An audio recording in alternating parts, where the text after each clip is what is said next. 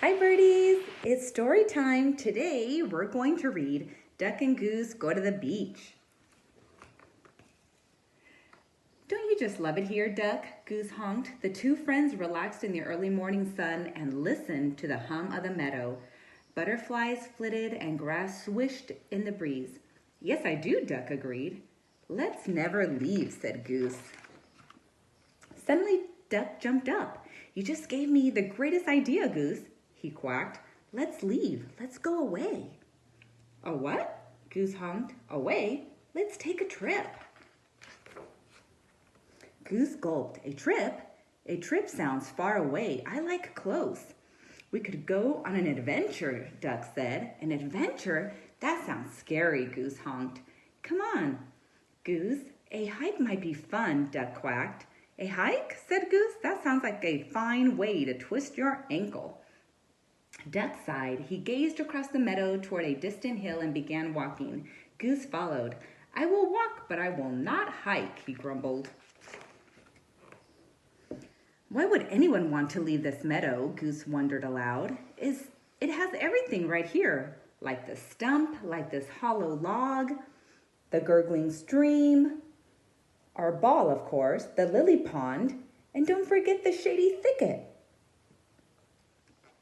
Duck and Goose floated along a stream they'd never floated along before. They walked by a pile of stones they'd never walked by before, and past the biggest tree they'd ever seen. They walked across fields and up and down hills. By the time Goose reached the top of the highest hill, Duck was already gazing off into the distance. What's that? He quacked. Could it be the beach? Goose honked. Duck's tail twitched with excitement. I'm pretty sure I love the beach. You've been to the beach? Asked Goose. No, not yet, said Duck, and he took off down the hill. Follow me, Goose. We are going to the beach. Goose chased after Duck. But Duck, we already had our adventure, he called. Wait, he shouted. Slow down, he honked.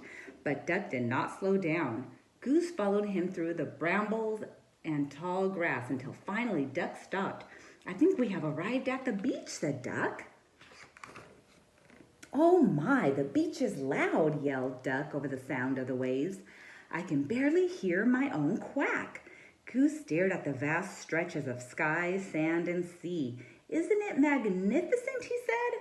Oh dear, the beach has so much water, quacked Duck. I feel tiny. Have you ever seen so much sand? Honked Goose. It's getting in my feathers and it's too hot on my feet, said Duck. Let's go. Go swimming. Good idea, Duck, said Goose, and he raced to the water's edge. No, Goose, wait for me. Duck dipped his hot feet in the water. Goose, you see these waves are very fun. Is that what you were going to say, Duck? Honked Goose. No, not exactly. The two friends strolled along the beach. They met the locals. Some were friendly, others were not. Some were shy, others were not. Goose thought Duck might enjoy searching for sea creatures under the rocks and seaweed. He did not. Be careful, Goose. You don't know what's in there, Duck quacked. They built a drip castle, and they listened to the gentle roar of the ocean from deep within a seashell. It made Duck homesick. It sounds like our gurgling stream, he quacked. Later in the day, when the sand had cooled and the waves had settled, Duck and Goose relaxed. I like the smell of the beach, Goose said. Me too, Duck agreed, but not as much as the meadow. Well, there's no place like the meadow, honked Goose. That's very true, said Duck. So in the afternoon, Duck and Goose followed their long shadows home. They talked about their exciting day and about the friends they'd met.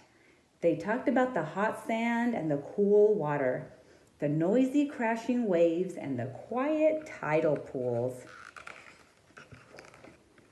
Back in the meadow, at last, they watched the sunset. Birds sang and grass swished in the breeze. They both agreed that it was nice to be home. Duck, where should we go next? Goose asked. Duck closed his eyes. How about to sleep?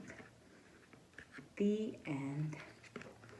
Hope you liked the story, birdies. We'll see you later. Bye.